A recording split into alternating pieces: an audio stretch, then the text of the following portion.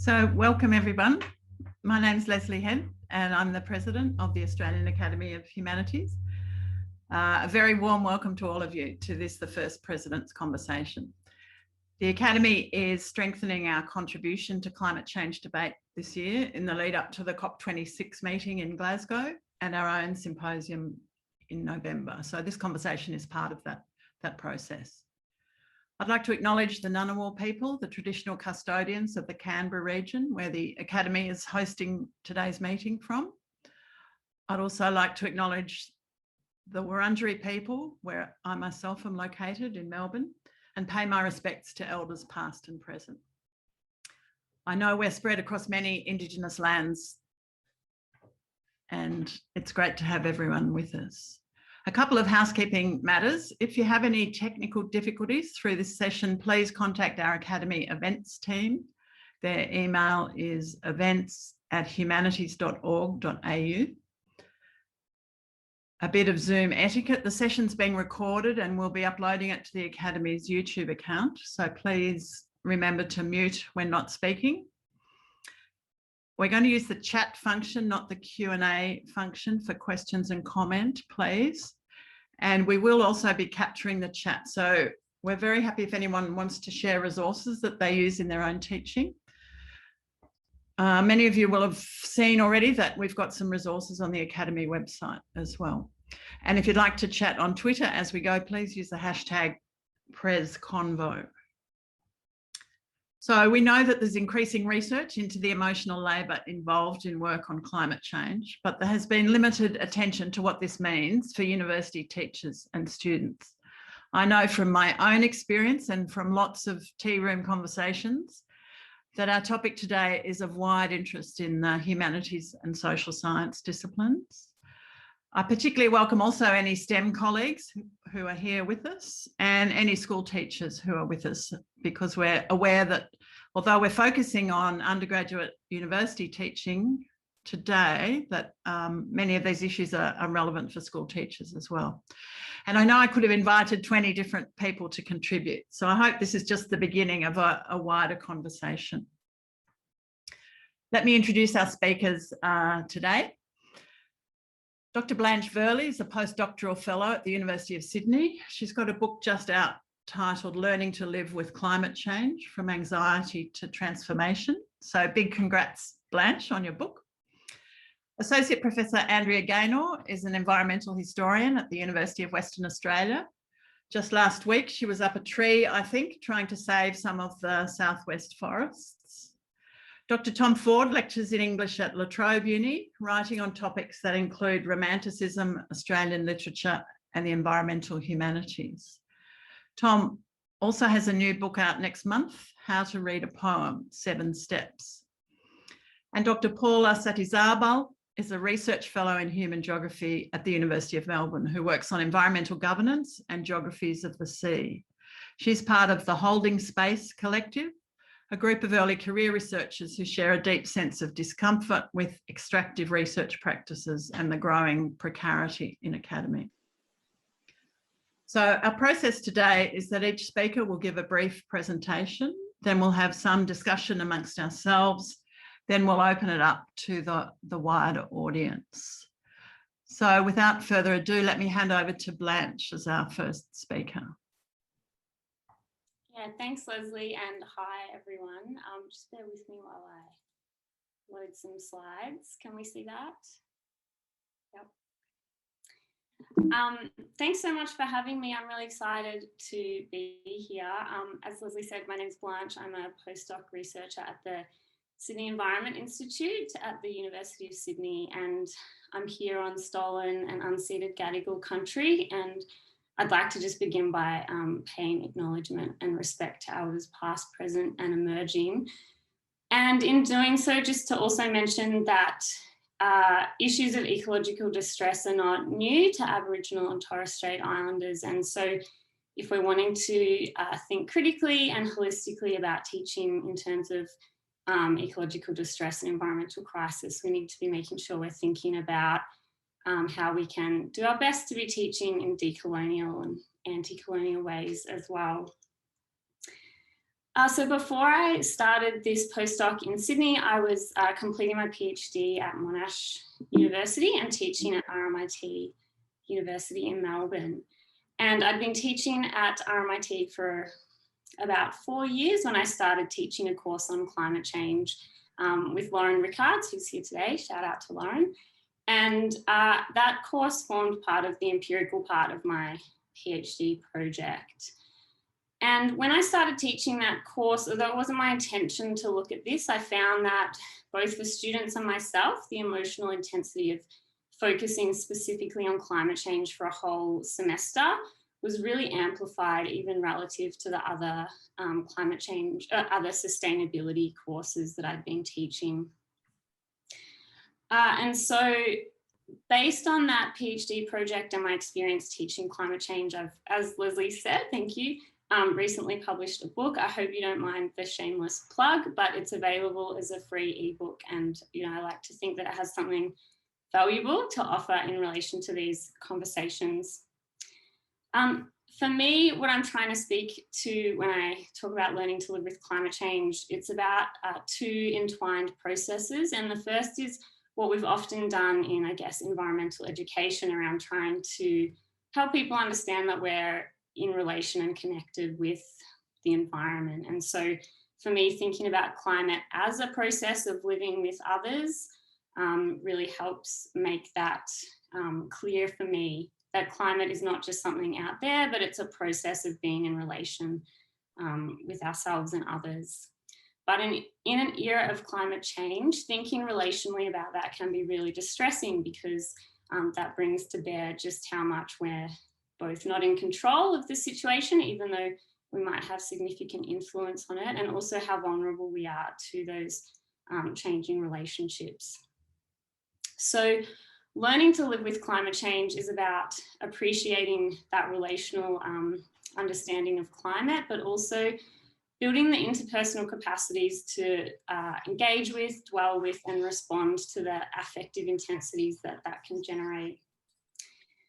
In the book, I outline a kind of pedagogy for how we might go about learning to live with climate change. Obviously, it's not a silver bullet, but that's oriented around 3 key practices of encountering, witnessing, and storing climate change.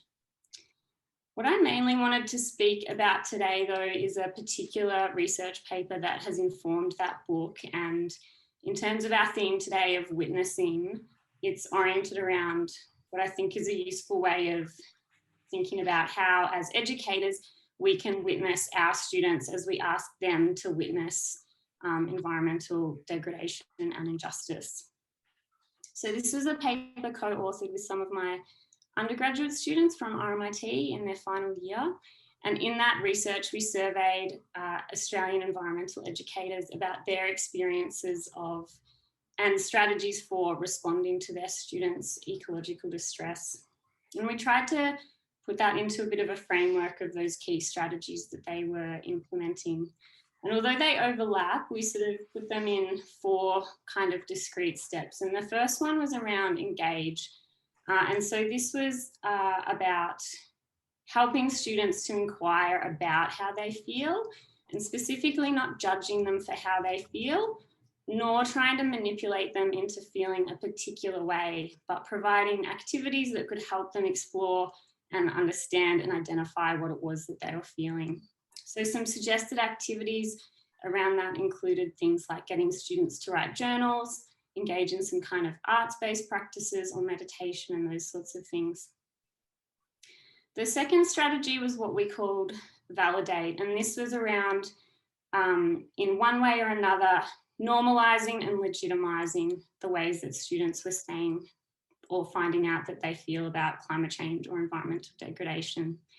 And so this was about affirming that the way that they feel is reasonable, demonstrating empathy for the fact that they feel that way, and providing examples of others that feel similarly so as to normalize that that's a reasonable and common way to feel. So that might have been, for some teachers, it was about sharing that they feel similarly. For others, it was about providing opportunities for students to share with each other how they feel about the issues.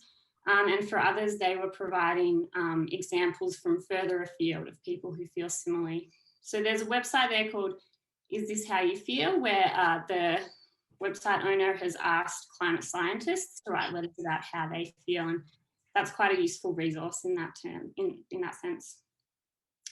The third strategy was around providing support, and so this was thinking about what might be useful for students in order to respond productively to those feelings, so that they weren't either ignoring them or letting them fester into something really counterproductive.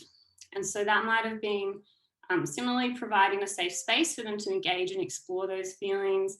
It might have been providing ideas or sort of hopeful messages, or it might have been about providing resources, information, and other kinds of things that might help them work out what to do with those feelings. And the final strategy that was articulated by teachers was around empowerment. And this was a really strong theme in the survey, with a lot of teachers saying that it's really critical that students feel that they have opportunities to take action and also to learn how to be successful, and that it's possible to be successful in implementing change. So for teachers, common ways of doing that was about providing structured and supportive activities in the classroom, where students could hopefully gain not only skills and experience, but also have a sense of success at having done something achievable. And the other key way was connecting students to networks of other people external to the classroom who were taking action, so that they could engage in bigger, more meaningful collective action. So I will leave it there for today and hand back to Lesley. Thank you all for listening. Thanks very much, Blanche, and great to start with some research base for our discussion. So I'll hand straight over to Andrea.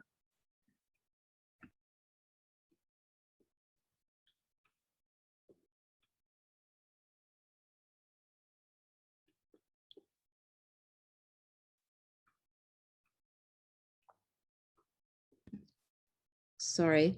Okay, thank you very much. I'd like to acknowledge that I'm speaking from Noongar country, from Menang and Pippelman Noongar country, and pay my respects to elders past, present and emerging, and to thank the Australian Academy of the Humanities for making this session happen. So I wanted to talk firstly about how I approach my teaching. The main unit that I teach in environmental history is a first year survey unit called just HIST 1901, Environmental History. And in that unit, we cover a range of different environmental history topics throughout time and space, relating to Indigenous environment relations, the Great Kanto earthquake, modern Australian environmentalism, medieval and early modern relations with animals, and so on. So it's a very broad survey course. And one of the ways I think in which we empower students is by introducing them to facts. And I guess I was surprised. In one session, I played this animation, which provides a visual representation of the temperature anomalies in different countries from 1900 through to the 21st century. And I had imagined that students were quite familiar with initiatives like Show Your Stripes, that being, of course, the day we had yesterday, Show Your Stripes Day. But when showing them this animation, we got to about this point in it, and I heard an audible gasp. So I guess the first point I'd like to make is that students often... Sorry, Libby, we can't see your animation. I mean, Andrea? Oh, you can't see the animation? No, I think you need to share your screen. Oh, okay, sorry. It's a bit strange on my laptop. It's already come up as being shared. Sorry about that. I imagine someone had shared it for me because, yep, okay, thank you.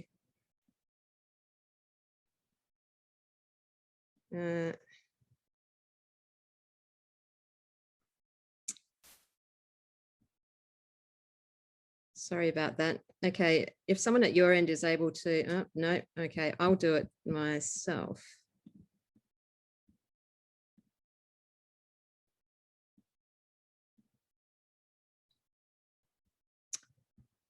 Okay, sorry about that, people. Was just a bit of a problem at my end.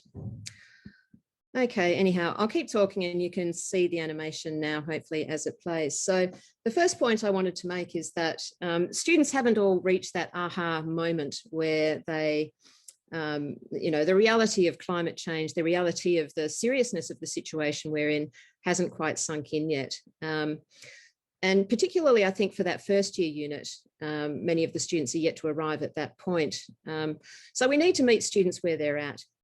Other ways in which we empower them in that unit is to give them the tools to deal with or act on their growing understanding. So we aim to empower them with active learning and collaboration skills, the ability to critically approach evidence, to work in teams and to argue persuasively. And I think these kinds of skills shouldn't be underestimated as crucial skills for our times.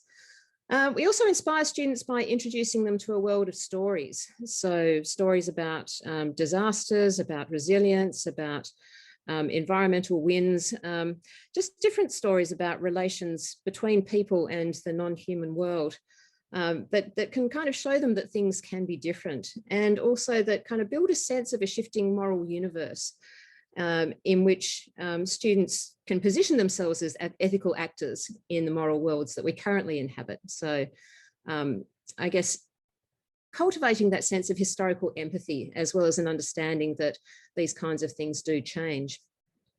Obviously, nobody likes a proselytizing environmentalist, and we can't tell them what to do, but we do cover environmentalism and historical case studies that demonstrate the power of collective grassroots action.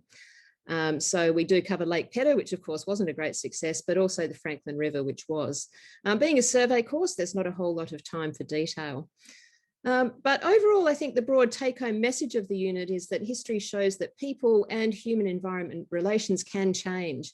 And that, I think, is one of the main causes for hope that we have today. So next year, in the middle of the year, we're going to be teaching a new unit, which is an environmental humanities core unit. We have a new environmental humanities minor, and that's going to be a live-in winter intensive on the South Coast with lots of field trips. And I think that is going to be quite an intense experience. That group of students will be environmental humanities minors, so they will be more knowledgeable and aware of the catastrophic nature of our times. We're still developing the curriculum, but we have in mind a range of different ideas for dealing with the kinds of ecological grief and anxiety we're likely to encounter among students in that unit. Some of these came from a workshop that we ran in late 2019 as the Australian Environmental History Network. So things like looking at different kinds of loss and homemaking, for example, in refugee communities, and exploring different practices of commemoration and care.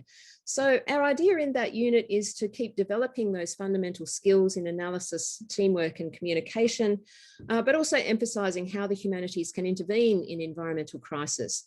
For example, through telling the stories the present needs, by shifting the words and concepts through which we understand the world, and through understanding the interface of kind of human interiority and non-human communities in crisis. So one of the concepts there will, of course, be the more than human, which isn't a synonym for the non-human or the other than human, but a term that highlights the existence, or the non-existence rather, of the human as a distinct ontological category. So exactly that kind of embeddedness and entanglement that Blanche was talking about.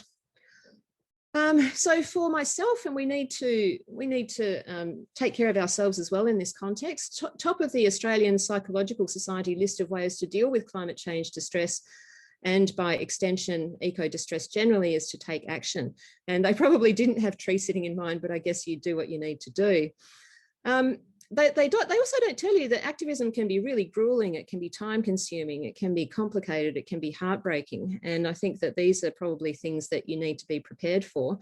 But presumably they are knowledges that you will, or that you do acquire as you move from relatively straightforward and I guess safer forms of activism into, I guess, different forms of more active engagement. But the best thing for me about activism is that it puts you in a community of others who are similarly concerned and taking action, and it embeds you quite deeply in those communities. You realise that you're not alone, and there are others who care very deeply about the wider community of life on this planet. And also by way of self-care, I periodically take off with the kids and go camping in magnificent places.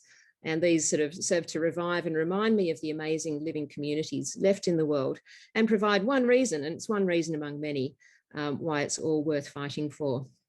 So thank you very much. I will hand it back over to Lesley. And sorry about the technical difficulty there. No, no problem. Thanks very much, Andrea. And I think we're posting the link to that animation in the chat as well. So handing straight over to Tom. Yeah, thank you, Lesley, and thank you, the Academy, too, for the opportunity to speak to you all. And let me just acknowledge that I'm zooming to you from Wurundjeri land, land over which sovereignty was never ceded. So the prompt we were given for today, taken from Nigel Clarke, was the idea that bearing witness to the demise of what we love is now an unavoidable part of teaching. For me, this is a compelling statement of the ethical dimensions of teaching in a time of climate change. Its assessment of that time, of our time, is bleak, first because it suggests that what we love is dying, that the places, creatures, and ways of life we hold dear are disappearing, and second, because it suggests that what we should do in these circumstances, maybe all we can do, is to give testimony to that passing. So it's a bleak statement, but for me, it's also not bleak enough, and in two specific ways. And in my 6 minutes, I want to suggest two revisions. Revision 1. When I joined the Department of Creative Arts and English at La Trobe in mid-2019, it had 27 continuing staff members. Today, we've been cut to 17, and by the end of this year, we'll be down to 13. So a 50% cut in around 18 months. Cuts on such a scale entail many losses, including in this case, the disciplines of screen studies and theatre studies, things that I love. They also entail more work for those of us who are left, and different work too. We've been required to take on new administrative roles that take us out of the classroom by and large. My current teaching load is one 1-hour lecture a week by Zoom, of course. I don't do any small group teaching or marking. So my relationship with my students is remote in many ways. I'm alienated from them as they are from me. I don't know how they have been affected emotionally or cognitively, indeed, by what I teach, because the institutional frameworks in which I teach give me very little access to them, very little contact. And it's not just this latest round of cuts. Before coming to La Trobe, I spent about 10 years as a sessional and contract academic.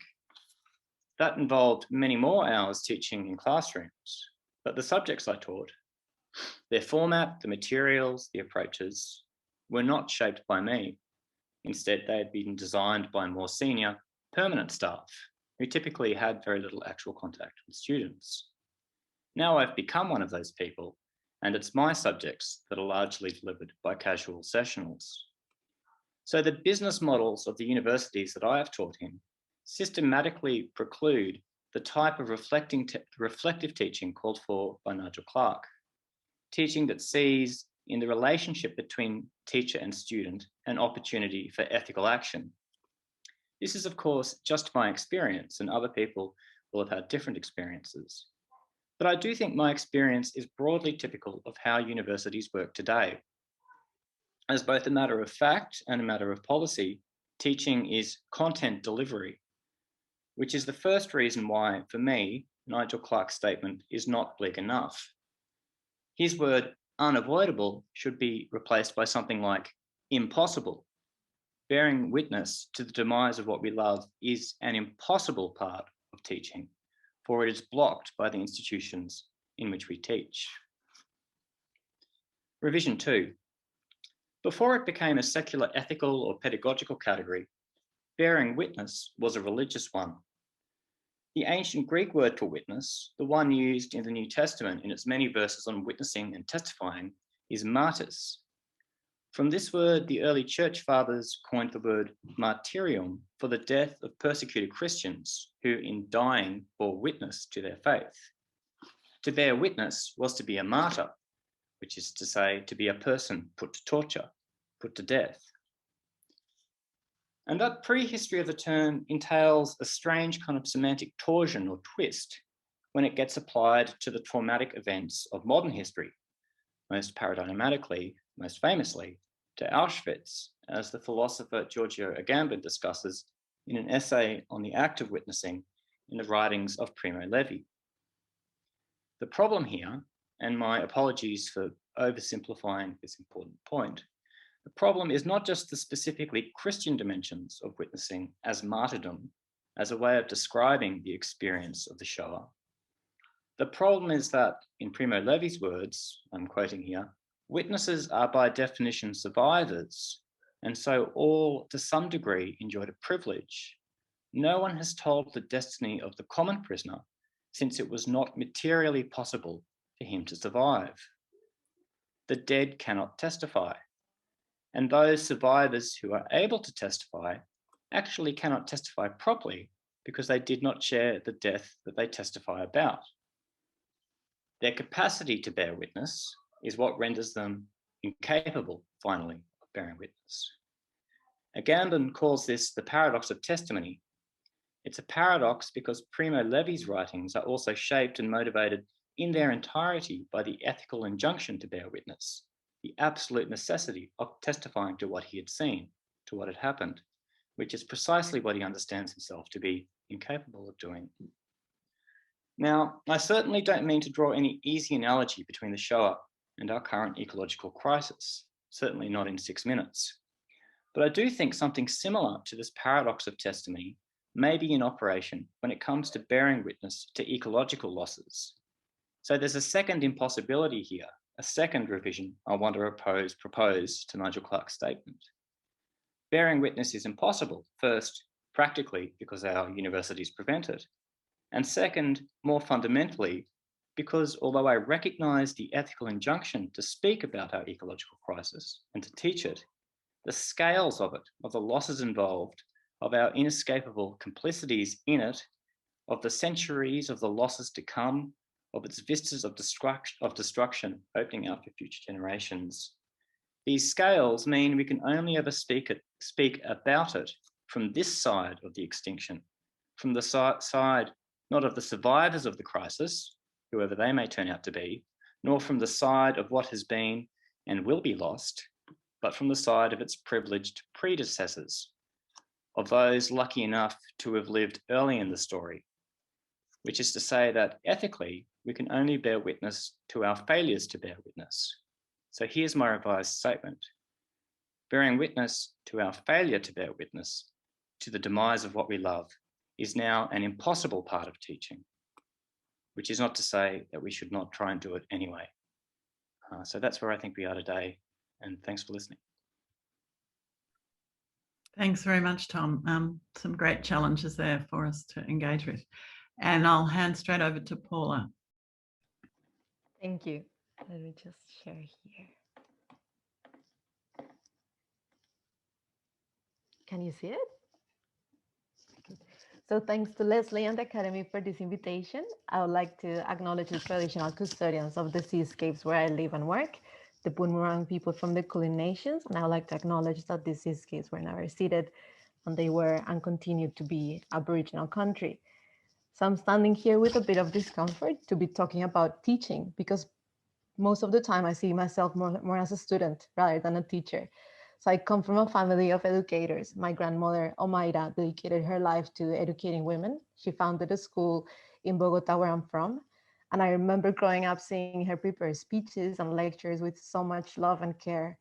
So today I would like to honor her and the many wonderful teachers who perform a pedagogy of care, the art of creating safe spaces for learning, critical thinking, and empowering students. I think we're among many today, so.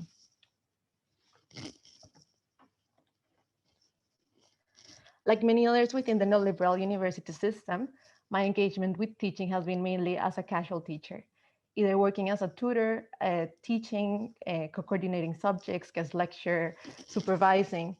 And even though casual staff encompass most of the teaching workforce within our universities, the precarity experienced by casual teachers remains largely at the background of the university management. Indeed, casual teaching staff are rarely given opportunities to speak up in staff meetings, or as Tom mentioned, have a voice in the design and delivery of the subjects we teach. Just to give you an example, only until a few months ago, casual staff at the University of Melbourne were granted access to COVID-19 sick leave, which was thanks to the collective actions and campaigning efforts from the University Casual Staff Network. The neoliberal governance of education within our universities has positioned markets as central to education policies and praxis. This largely shapes what we teach and how we teach it. The focus remains on reducing costs and tailoring subjects to capture the interest of more and more domestic and international students who are valued in terms of enrollment numbers. To save money, there has been a reduction in the time allocated to prepare lectures, engage with students, and mark assessments. All this while many are having to invest more time transitioning from face-to-face teaching to remote and now to hybrid teaching models. In underestimating the amount of time needed to prepare good lectures, provide thoughtful feedback, respond to emails, among many other administrative tasks, universities are risking the quality of education that students are receiving, while many casual staff are not being paid for the hours they work. Not surprisingly, several universities in Australia are now facing scandals of systematic wage theft. This economic rationality lays at the heart of the many environmental catastrophes we're bearing witness. As Natalie Osborne powerfully articulates in their 2019 essay on the politics of failure for the politically depressed, the basic system of capitalism that produced colonialism is now destroying our world after destroying the worlds of others for our benefit. We are mourning what we have lost or are yet to lose, but there are still possible worlds and shared futures. In dealing with loss, Natalie invites us to listen to those walking with us who have already survived apocalypses, highlighting those First Nation and Indigenous peoples are still here, surviving at the ruins of colonialism. So listening, learning, and collaborating with each other requires that we resist the individualization of our labor enforced by the neoliberal governance of academia. It is in these acts of resistance that the transformative possibilities of a pedagogy of care survives within the cracks of our universities. In 2019, I became part of a group of early career academics that began meeting informally to discuss issues of precarity within and beyond academia. We started to create a safe space for us to share our own experiences of precarity, as well as reciprocity and collaboration as students, teachers, researchers.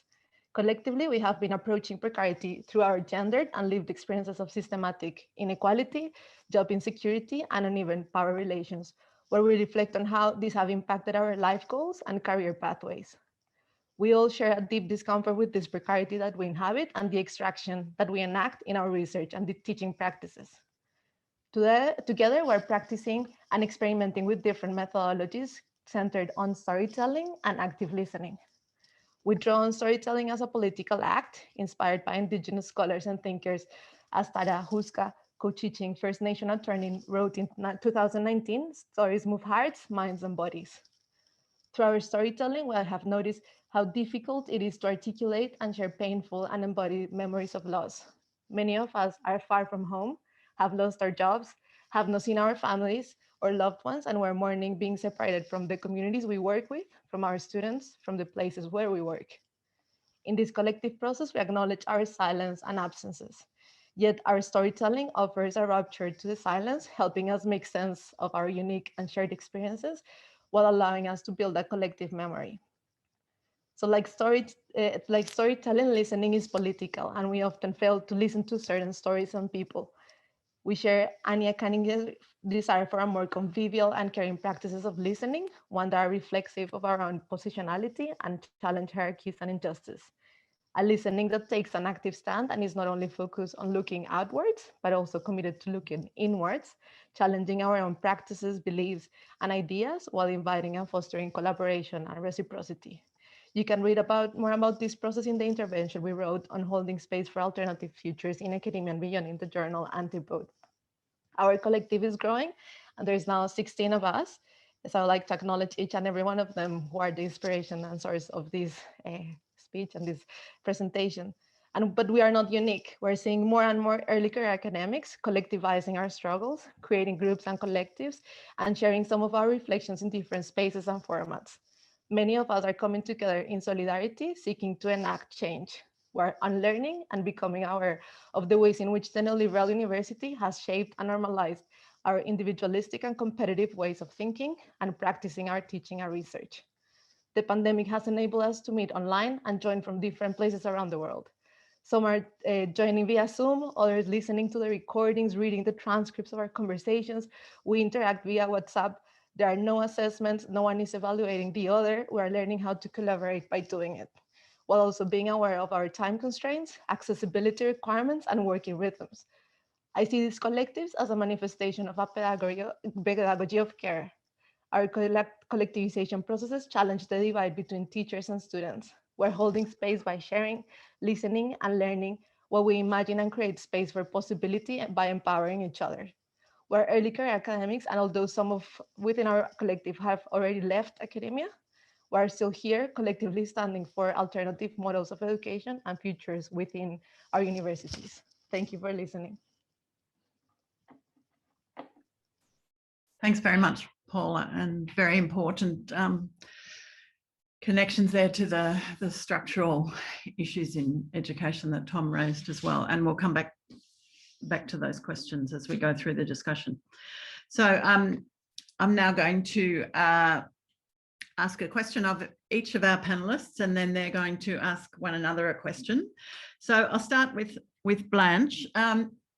You've been researching this topic for a few years now. Do you see changes in the feelings and experiences of students and the way they talk about these issues, students and or teachers, I guess? Yeah, thanks, Lesley. I mean, I should say that I started this research only job just before the pandemic. So I think obviously the experiences of teaching and learning over the last year and a half have been drastically different, and I can't speak to that. And I'm sure that in multiple ways, any kinds of climate or ecological anxiety have just been compounded with the various stresses of the pandemic. So I think there's probably a lot to be said about that. I do think that since the school strikes for climate, that awareness of particularly young people's anxiety around climate change has increased, both within young people themselves. I think it's more normal and understood that it's easier for people to speak about that now and not feel like they're the only one experiencing that. And I do think that there is, in terms of the research literature, it's a really rapidly expanding field. Most of that is in psychology. So I think there's a really important role for critical social scientists and more humanities and geography kinds of disciplines to be engaging with that, not because psychology is not important, but it is just one perspective on it. So yeah, I think it's a really rapidly expanding, I guess, field of literature and research, but also practice. And yeah, I think there's a lot of work to be done in what we're doing about it and how we're conceptualizing what it is that we can do. As Tom said, some of it is really impossible. Thanks, Blanche. Great. So, Andrea, your work is heavily associated with activism and you don't shy away from that. Can you tell us a bit about the opportunities and challenges, if any, that this offers for you as a scholar? Yeah, sure, Lesley. Opportunities. Well, I mean, it gives you insight into how activist movements and activist groups work and the kind of historical knowledges that would be really useful to them. And I think there is a great thirst for historical knowledge within at least some parts of the activist movement. We are really keen to learn from what activists before us have done. Obviously, the past isn't a surefire guide to the future, but you can get to see what kinds of what kinds of possibilities there are for engagement and to produce different forms of change.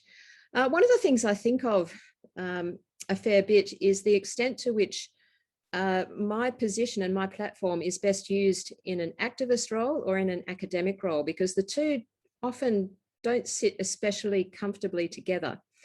I know that some people back away from activism or feel like it's not appropriate for them to engage in activism because they think that they are thereby sacrificing their their academic impartiality and credibility. And I guess I do worry about that sometimes, but then I think that I've already taken that step into down the activist path, so that that decision has already been made for me, and there's no going back. I might as well try and combine the roles as best I can. And I do ensure that I'm not allowing my activist sort of proclivities or desires to interfere with my scholarly integrity. So, I obviously don't make anything up. I look at the evidence and I approach it just as rigorously as I always have. And I would challenge anybody to, to question the integrity and the veracity of my research and my interpretations. But I do always say that in relation to history, the past, the present, now what do I say? History is essentially the present telling the stories that it needs. So, we always approach the past with our own questions, and those questions inevitably are influenced by where we're at in the present, and the kinds of concerns and fears and hopes that we have. So we need to be cognizant of those without necessarily letting them shape our findings. They definitely shape our agendas. I think that is inescapable. So I hope that's some kind of useful answer. Yeah, thank you. And to Tom, Tom, that was very compelling phrasing you used, that we're standing on the privileged side of extinction, if you like. And so to the extent that we think we're experiencing loss, that's nothing compared to what is likely to come. Can you elaborate a little bit on how given that situatedness, given where we are, what do you think, how do you think we're required to speak, if you like? Yeah, well, I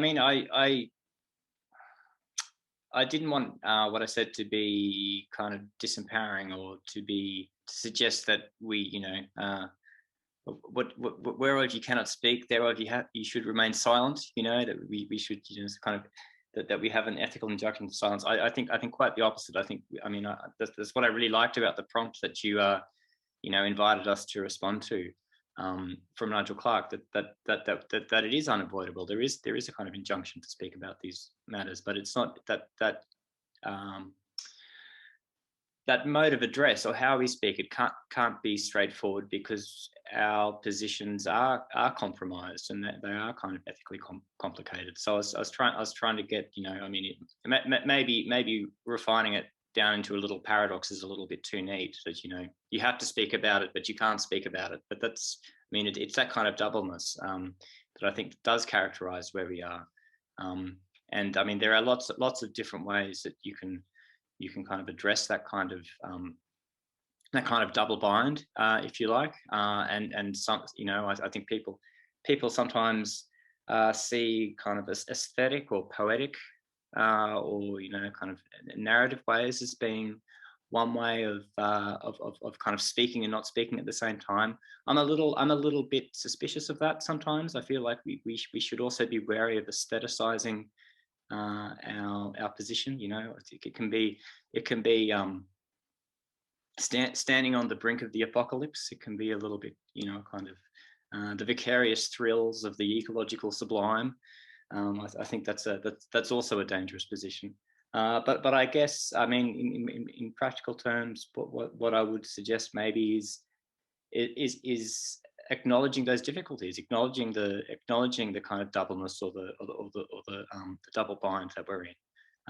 That we are both kind of as if you once you recognise where we are, you have to address it, but you also have to address where you are in that position, which is a place of privilege, a very great privilege of all of us. Not exactly, we're not all in the same place, obviously, but just in terms of the next couple of centuries. If that, yeah. Yeah, so Paula, you also used a really interesting doubleness, that we're all both teachers and students at the same time, or we should be, and we're both speaking and listening at the same time, or we should be. How realistic is that when you're teaching in a casual situation where you're often using other people's subjects. To what extent do you feel you've got the power to intervene in enacting some of the things that you would like to be able to enact while you're teaching across a number of different subjects? Oh, yes. Well, it's interesting because I think many casual teachers do it all the time, but that means working for free, like doing work we're not being asked to do. So for instance, yeah, offering time to support a particular student that is struggling, or developing new materials, trying to bring different discussions that are not just what you're being asked to do. So it's going beyond that. Also, like before the pandemic, it was staying outside of the room, talking, having conversations, listening, like listening to questions and then preparing something after that. So I think what happens within that space is that you're always in that feeling, and I think that's something we have discussed with the collective, of that feeling of you want to do more, and that pressure of you want to do it well, you want to assess, provide, for instance, provide good feedback, but then you're not being paid to do it. But often you do, so you invest that time. So I think you get into that point where if you want to do that work well, if you want to really be able to teach and to learn from the process of interacting with students, you have to break the rules. But of course, that creates more precarity, and so it is very challenging, I think, in terms of so it happens. I think many tutors, there's amazing teaching going on, and is despite like all these structures are not really enabling that. Yeah, thanks, Paula. So we're going on to a section now where the panelists are each going to ask one other panelist a question, and while they're doing that, can I just encourage people to put questions or comments in the chat? Thanks to those who are doing it, and Tina in the Secretariat is going to filter those for us for the broader discussion. So Tom, I might go to you first. I think you were going to ask Paula a question. Oh yeah, well yeah. I didn't know I was going to be first, but I do have a question. So yeah, thanks. I found your presentation really inspiring, Paula. The way you and your colleagues are able to, in your phrase, hold space outside of the kind of formal institutional structures.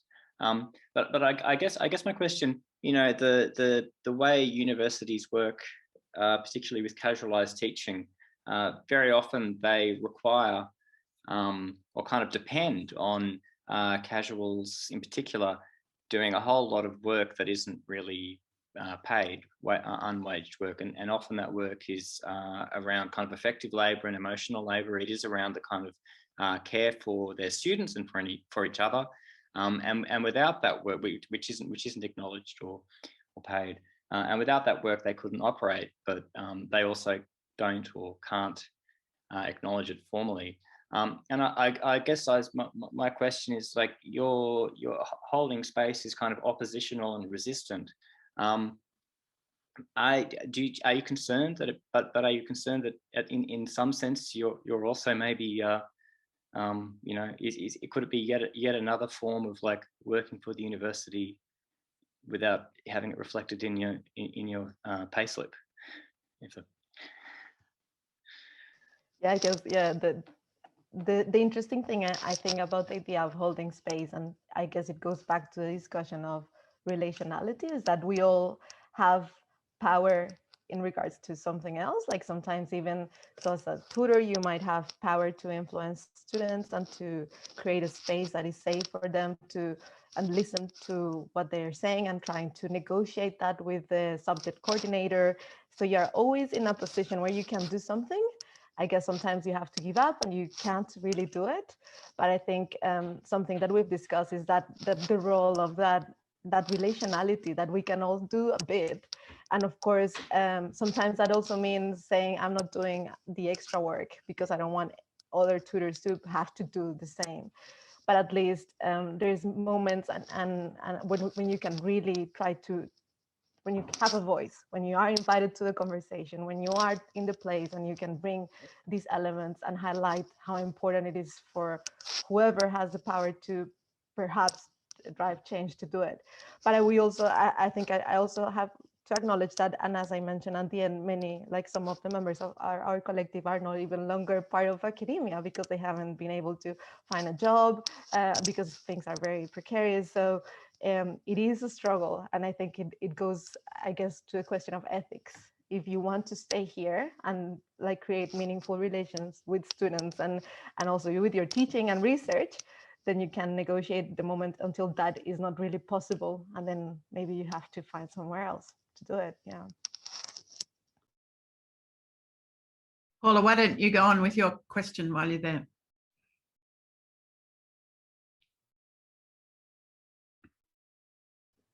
Yeah, I was very, Blanche, thank you so much for sharing about your book. Congratulations for that work. Is really fascinating to read, and also to see like the research behind understanding these relations and the processes within the classroom and moving beyond that. So one of the things that you were mentioning is that process of connecting students to other collectives or things that are happening outside. So I was wondering if you could provide a bit more info, like details of, or share a story about how that happened, and I guess how we can, because one of the things that I think is interesting is how teaching is often beyond the classroom. So we're thinking about all these other relations that we're building. So if you can reflect a bit on that experience, and yeah, thank you.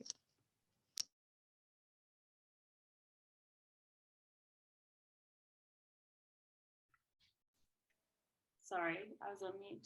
I was just saying, thank you, Paula. That's a great question. Look, perhaps a simple answer is more, I guess, in terms of the kinds of things that I've suggested that my students get involved in. I mean, at that point I was working in Melbourne, which is where, you know, the head office of the Australian Youth Climate Coalition is, and that has always been an easy kind of organisation to suggest that students connect with, because it's, you know, oriented around youth climate activism. But, you know, for different students, there's different mechanisms of engaging that are appropriate. And so one of the things I try to do in my classes is help students, you know, I think even for our final year undergrads, for them working out their particular take on environmental issues and what sorts of approaches resonate with them, whether that's around, you know, climate justice, or if they want to be engaged in like renewable technology, or exactly where they want to be working or engaging.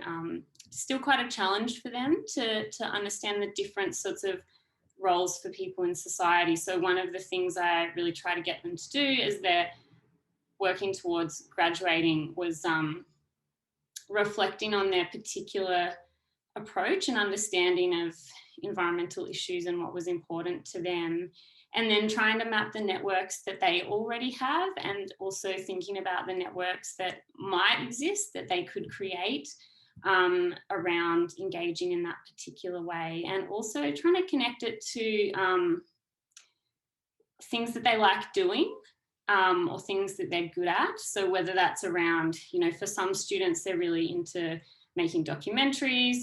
Others, you know, have great people skills. For others, they're good at digital kind of things, that sort of stuff. So working out what's fun, what they're good at, and the networks they have, and the particular kind of change they want to make is how I've usually structured that.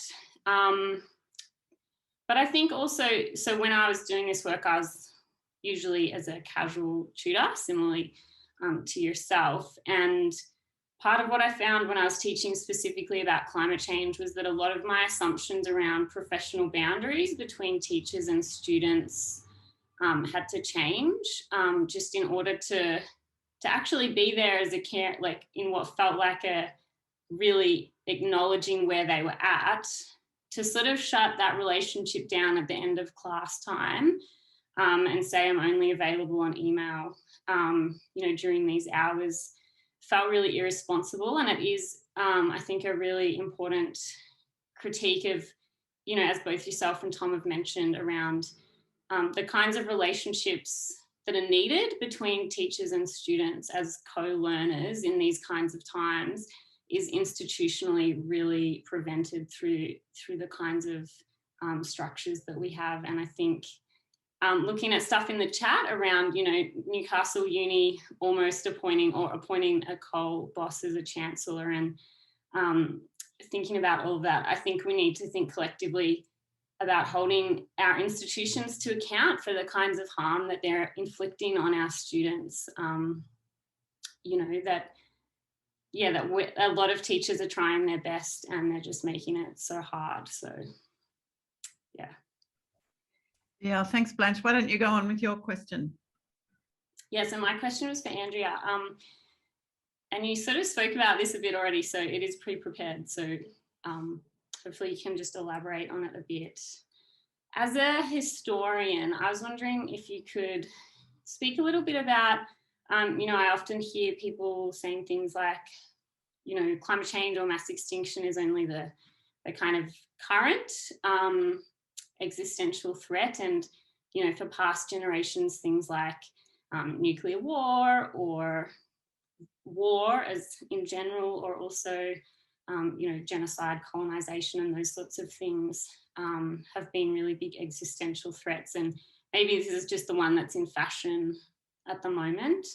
And I was wondering if you have, as a historian, any kind of perspective on those, like, different existential threats, and how that can kind of, that perspective as a historian can be used to make sense of that. Yeah, right. That's an interesting question, Blanche. Yeah, each kind of period in history brings its own challenges. So, I mean, one of the things I do know is that thinking about the climate crisis now, people have used the Second World War as a kind of case study in how radical change is necessary and what might happen if we put ourselves on a war footing in order to tackle climate crisis. But I don't think that's really the question you're asking. The question you're asking is more about the way in which each generation perceives its own vulnerability, I guess, and how that changes over time.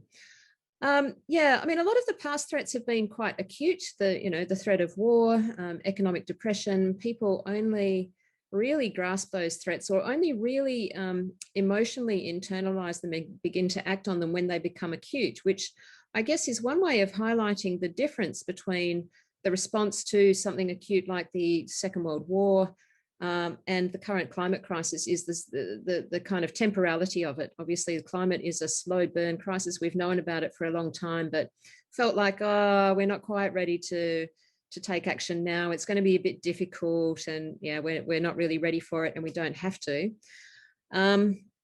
Whereas, you know, when you've got Hitler invading Poland, somebody really has to do something. So, yeah, I don't know what else really to say apart from, you know, the historian's task is to try and kind of inhabit the subjective worlds of the people they are studying. And I don't know that there's always a great deal of similarity between, for example, the current climate and biodiversity crises and those acute sort of flashpoints. Are there longer term crises? Well, I guess, I don't know. I mean, the kind of socialist critique of capitalism, you could say, is a critique of a long burn crisis. And perhaps, I hadn't actually thought of this before, but perhaps thinking about the way in which those people apprehend the unfolding of capitalism and, well, I guess indeed colonialism could be seen in a similar kind of way. As you said at the beginning of your talk, we have a lot to learn from Indigenous peoples who have been colonized, who have experienced incredible, unimaginable loss and grief. Loss of kin, loss of country, and so on. But yeah, it's very difficult for us to fully inhabit that space. I wouldn't pretend to be able to understand exactly what a Menang man in 1826 was going through or thinking about in subsequent years. But I think we can start to imaginatively inhabit that space, and certainly we can pose of ourselves the question of how we would have responded at the time. Thanks, Andrea. And did you have a question for Tom? Yes, yeah, thanks very much for that, Tom. That was a really interesting reflection, and I love the way in which you drew the two kind of strands together and in a kind of convergence. I guess I was interested in the kind of line of questioning that Lesley was taking in relation to, okay, so these, given the impossibility of bearing witness, how should we position ourselves? So given our position and our platform, how do you conceive of our role? So in particular, I was thinking, I guess we can start by acknowledging our own position and our own feelings, but that strikes me as too self-referential, too kind of internal and insufficiently outward looking. And I wonder if an important part of our response to the kind of tension or impossibility that you identified is prioritizing the making of space for other voices and for, I guess, the process of cultivating empathy with those who are unable to speak. Yeah, thanks. Yeah, well, I guess maybe I disagree a little bit. I think, you know, that acknowledging our position isn't necessarily kind of like, you know, navel gazing or solipsistic or kind of inward turned. And you know, like as a historian, I think you kind of suggested something that I agree with a little earlier, that, you know, that the questions we're asking of the past are kind of dictated by genders of the present, right? I mean, it's that kind of acknowledging our own sort of presence in the circumstances that are motivating the questions that we're asking. That is a kind of acknowledgement of one's positionality, I guess, a kind of, you know, intellectual reflection on where you are. And I think that kind of reflection on where you are is critical in any kind of you know, intellectual enterprise, whether it's research or teaching, or, you know, historical research or other kinds of research, because it prevents you from that like attractive but also in some ways deceptive idea that you're speaking from nowhere, that you're speaking from a kind of neutral position, that is valid for all times and all places. So I think the kinds of empathy that you're talking about then in the second part of the question, and I would see actually what Paula was saying in her presentation as being actually kind of like concrete instance of that kind of building of collectivity. But I think that kind of collectivity has to begin from acknowledging where you are in those circumstances. So they're not. It's not kind of a one or the other. It's here I am, and it's when you're positioned and you position yourself in that conversation that you can kind of open yourself to listen to what someone else may be saying. And it's particularly important when you're sort of kind of opening yourself up to see what the other is saying, but in a circumstance where the other doesn't exist anymore because of the kinds of losses that we're experiencing now. I mean, there is no voice of the extinct animal because it's gone. So to then, you know, to kind of not position yourself out of an idea that you might be, I don't know, you know, like kind of preventing yourself from listening to what the other is saying. I think that would kind of be a false premise. That would be seriously disempowering. Yeah, I guess that would be my answer. Thanks. Thanks, everyone. We've got a whole stack of questions in the chat, so I'll just try and wrangle these a little bit. So from Tanya Limeback, how useful is the term crisis in teaching environmental subjects? Paula, what do you think? Yeah, I guess it goes back to the question of positionality. So crisis in terms of who and how. Like, I think it can be useful in terms of bringing all these elements of where you are standing and what kind of crisis, because my crisis is very different from the crisis that others are experiencing. So I think it can be like as a critical concept, as a critical idea, it can be very useful. But I think like kind of like to be critical of the crisis, like that we can disentangle it and try to bring the complexity that there's not just one crisis, there's not just something in particular that is happening, but we're dealing here with many losses, with many different and complex histories that are coming together. So yeah, that's how I would see it.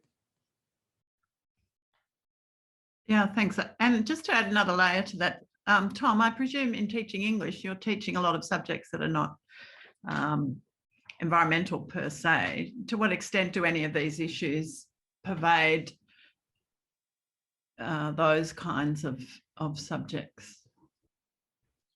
Yeah, well, I mean, it's only if you introduce these ideas, and you have to kind of take that step. But I mean, as people I'm sure will be familiar, environmental perspectives and questions are really increasingly central to a lot of literary studies, both teaching and research. And I think the relationship goes the other way too, that also literary studies has a lot to offer other kind of modes of environmental humanities work. I mean, you just have to listen to some of the key concepts people have been using today, you know, things like storytelling. And maybe if I could just say something on crisis too, just quickly. I mean, I don't know if crisis is always the right word or it's always, you know, the best word.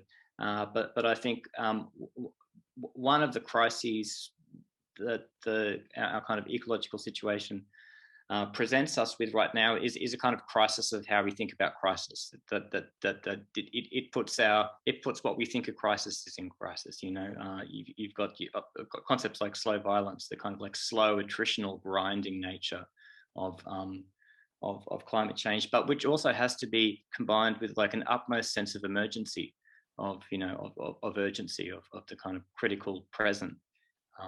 So, but putting those two things together, those two kinds of, it's over centuries and millennia, but it's also happening right now, today. What can you do today? Is a challenge for how we've traditionally thought about crisis. But that maybe that doesn't need to kind of dispense with the concept, but we do need to do something different with the concept. We do need to kind of challenge how we've been using it. Yeah, that's an important point. Anyone else want to weigh in on crisis, or I'm going to go to emotions? Andrea? Yeah, and I find crisis useful just because it speaks to many people of that sense of urgency, but I agree that we need to be careful about how it's used. Crisis is often used to push through things because they're seen as necessary at the time. So we need to think critically about crisis and how any particular crisis is framed, because how that is done determines which kinds of solutions and actors are called forth in order to solve a particular crisis. And of course that, is highly contested, but that's one thing as humanities scholars I think that we can do, is to point to the nature of crisis and the framing, particularly of crisis and the kinds of actors that it summons. Yeah, thanks, Andrea. Heather Ransom-Cooper's got a couple of questions here, but let's take the first one. We know that emotions, who gets to feel what, is reflective of power relations. Would it be appropriate for academics to use their position of relative privilege to elevate the voices of distress, anxiety from students internally within the university structure as a way to disrupt conventional ways of thinking and doing, or would this be too close to appropriation? Might throw to you, Blanche, to have a go at this one. Yeah, look, it's a really good question. I think beginning with acknowledgement that emotions are really political is important. I do think that if we were to fail to advocate about students' experiences to institutions, I think that would be a failure.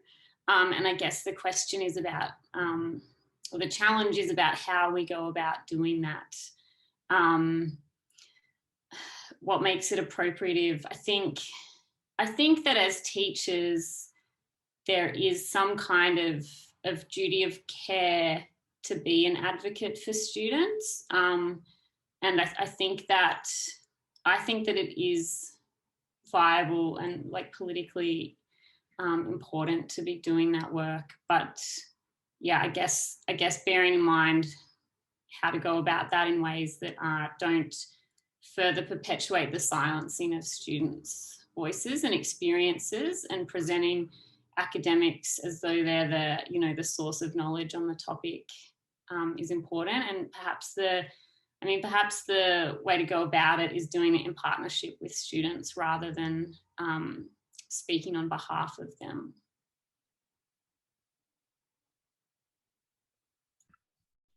Paula, would you like to have a go at that question too?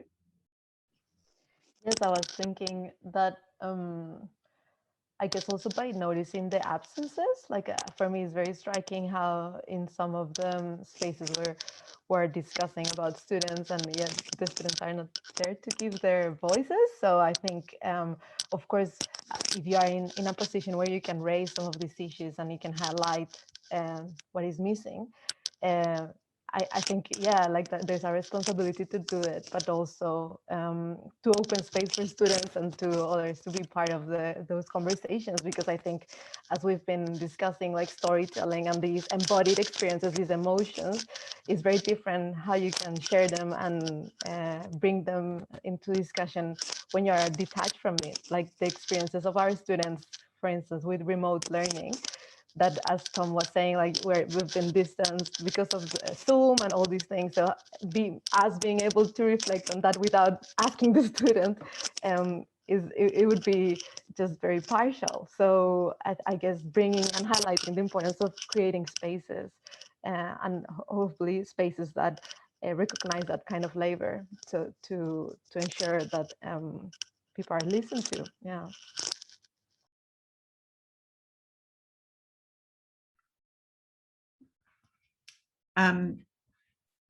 Yeah, thanks. So there's a few questions there that connect to non-Western and Indigenous ontologies and epistemologies. And a question from Jessica Oliveri about acknowledging that all the speakers have touched on this issue. In a practical sense, what foundational text do you think we should centre for students? And from a more general perspective, how, as non-First Nations people, do we speak about this knowledge? Andrea, do you want to have a go at that?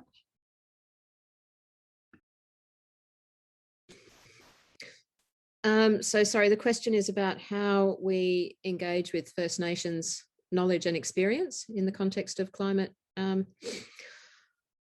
ecological crisis. Yeah, well, I mean, I think our first response is to privilege First Nations peoples and voices and perspectives, and not presume to speak for those people or their experiences. Supporting Indigenous scholars where possible, to give them, to heighten profile and give them voices. Yeah, it's about partnership and direct engagement. Obviously, there are texts that people can engage with to understand Indigenous epistemologies from scholarly perspectives, and the work of Ta-Nehisi Coates, Linda Tuuhai-Smith.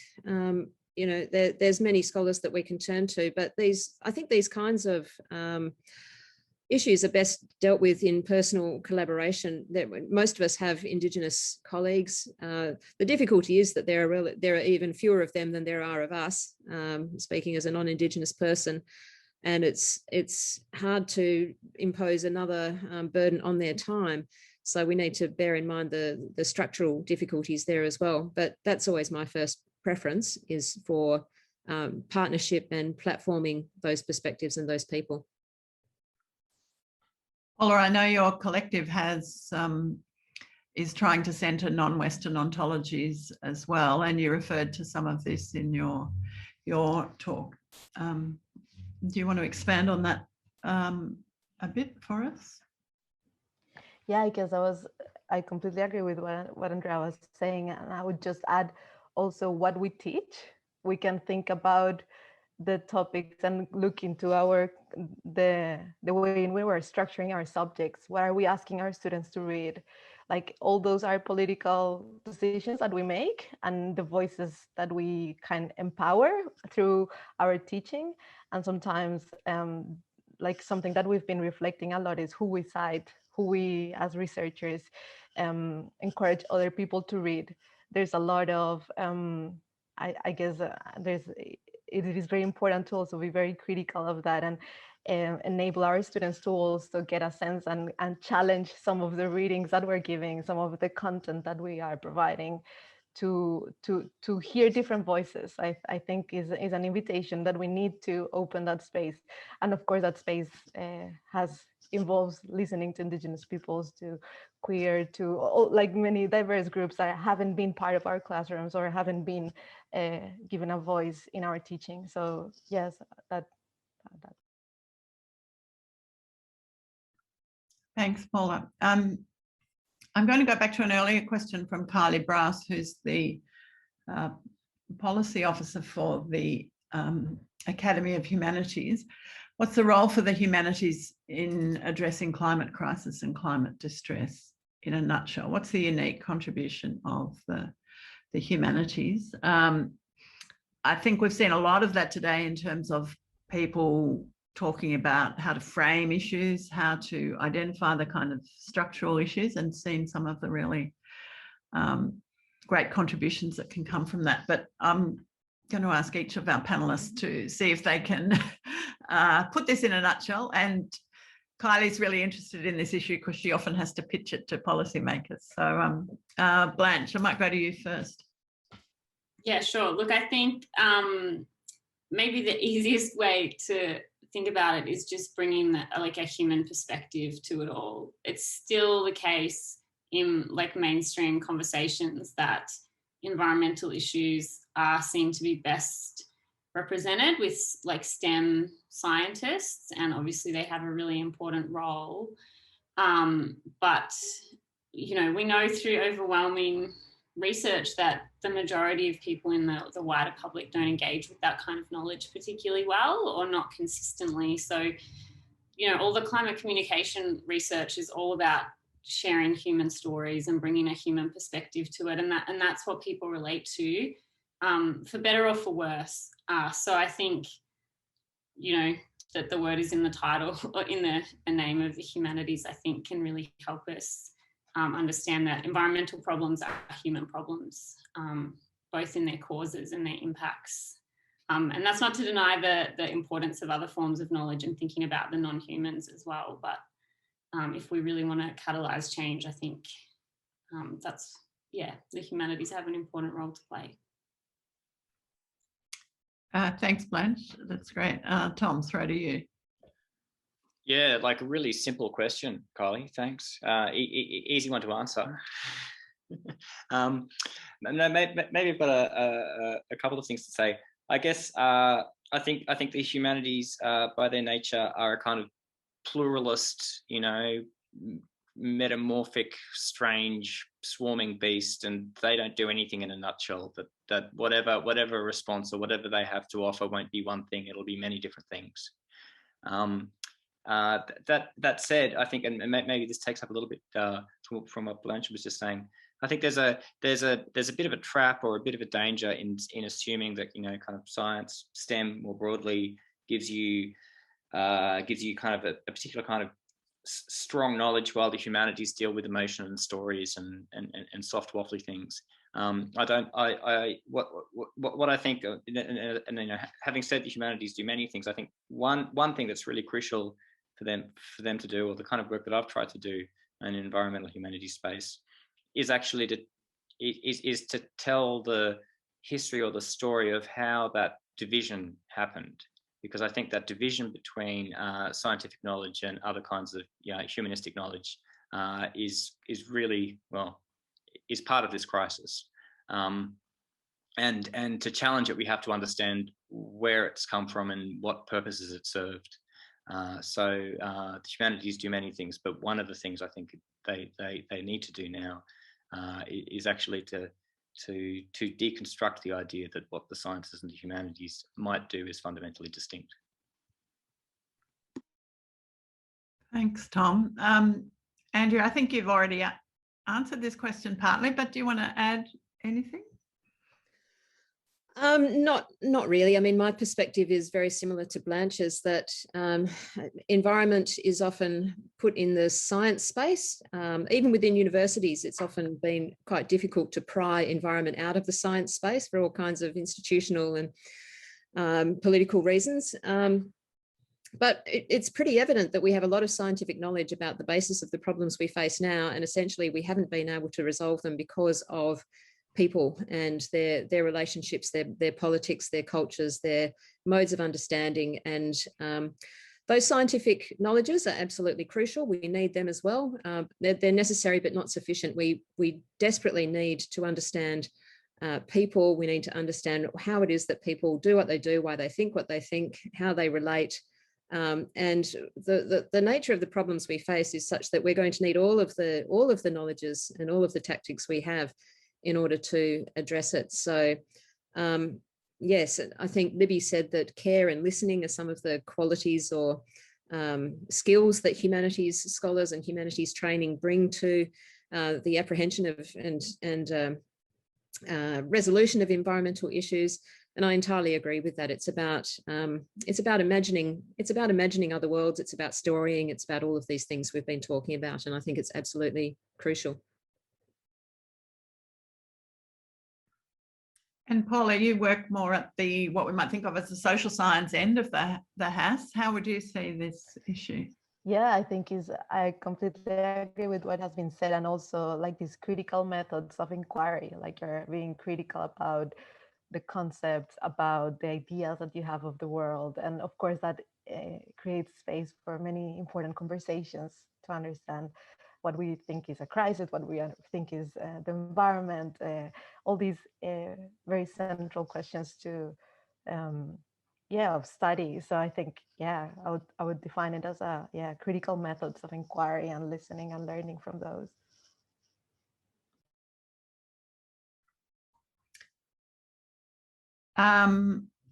And Tom, there's a question there for you from Serena Killam. Do you have specific tests that you use to teach the humanities science knowledge splicing? I'll just throw in a plug for Libby Robin et al.'s book, The Environment History of the Idea, or not sure exactly what it's called, Libby, sorry. But Tom, I'll throw to you. Yeah, I was actually just tapping in an answer. But I'd love to hear. I mean, Libby's book. But if other people have good resources, please, we could do a very quick crowdsource. But I was going to say, most of the work I do is on these kinds of questions around 1800, when the division was much less clear cut than it often appears today. So people like Dali and NASA kind of histories of the humanities science relationship are about 200 years ago, whereas a kind of more entangled, messy beast. But if other people have suggestions, I'd love to hear them.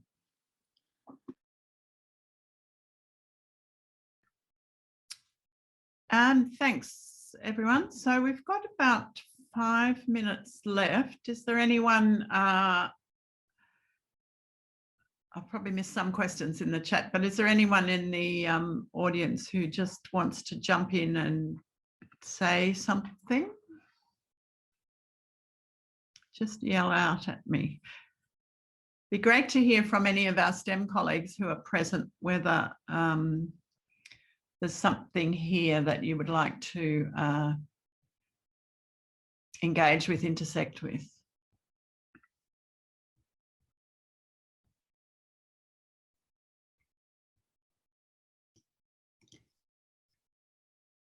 I guess I'll just jump in.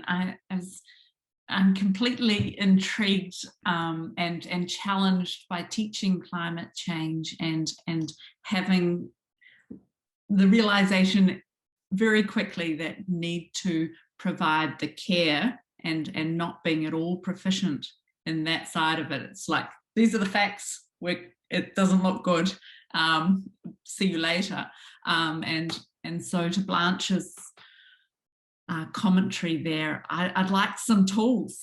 I'd like some ideas to do that better. Thanks, Robin. And we should say Robin's an atmospheric chemist, so it's great to have you along. But it sounds like, Blanche, there's lots of tools in your book, and I think your summary, engage, validate, support, and empower, was a really useful encapsulation as well.